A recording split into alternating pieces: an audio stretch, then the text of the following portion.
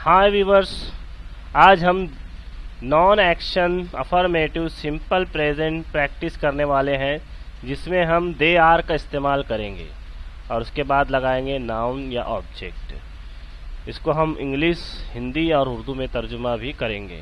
Number 1, they are boys. क्या मतलब होगा इसका?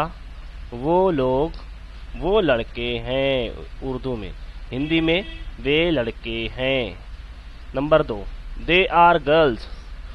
वो लड़कियां हैं, वे लड़कियां हैं। चूंकि ये जमा हो रही है इसीलिए आर का इस्तेमाल किया जाता है। जब सिंगुलर होता है तो इस का इस्तेमाल किया जाता है, प्लूरल होता है तो आर के साथ, उसके बाद ऑब्जेक्ट में या फिर नाउन में भी जमा के लिए एस का इस्तेमाल किया जाता है। Number 3, they are at home. वो लोग घर पर हैं, वे घर पर हैं। Number 4, they are in school. वो स्कूल में हैं, वे स्कूल में हैं, वो लोग स्कूल में हैं। Number 5, they are soldiers. वे सैनिक हैं, वो लोग सिपाही हैं या फिर वो सिपाही हैं। Number 6, they are students. यहाँ पर मिस्टेक हो गई है, स्टूडेंट्स एस आएगा सिर्फ, यहाँ पे एन नहीं आएगा, एस आएगा।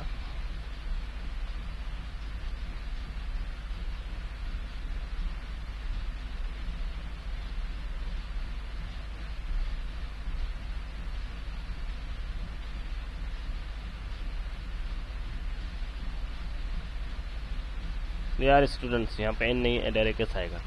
Number 7, they are Muslim. They are Muslims.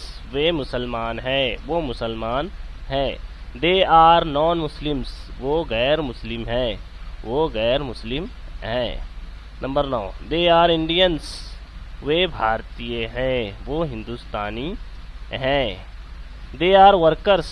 वे श्रमिक हैं, वो कारकुन हैं या फिर वो काम करने वाले हैं। उम्मीद है ये वीडियो आपको पसंद आई होगी। इसी तरीके की वीडियो देखने के लिए हमारे चैनल को सब्सक्राइब कीजिए, लाइक कीजिए और कमेंट कीजिए।